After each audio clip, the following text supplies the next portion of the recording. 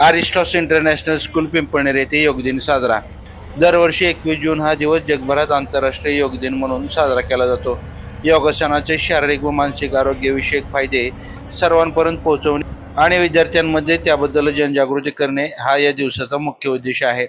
अरिस्टॉस international school Pimpalner या शाळेमध्ये योग दिन मोठ्या उत्साहात साजरा करण्यात आला।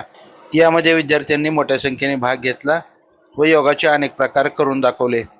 याबाबत बोलताना कापरे सर म्हणाले की 21 जून हा उत्तर गोलार्धातील वर्षातील सर्वात मोठा दिवस असतो। या दिवशी सूर्य लवकर उगवतो आणि जास्त वेळ आकाशात असतो। त्याला आध्यात्मिक आणि आरोग्याच्या दृष्टीने ऊर्जा देणारा काळ मानलं जातं। भारतीय संस्कृतीनुसार या दिवसाला खूप महत्त्व आहे।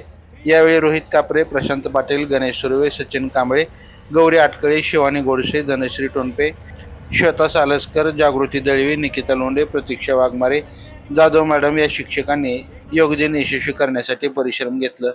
लाईव्ह महाराष्ट्र झोन न्यूजसाठी आझम जकाते। ताज्या अपडेटसाठी लाईव्ह महाराष्ट्र झोन न्यूजच्या यूट्यूब चॅनलला सबस्क्राईब करा, तसेच बेल आयकॉनवरती क्लिक करा।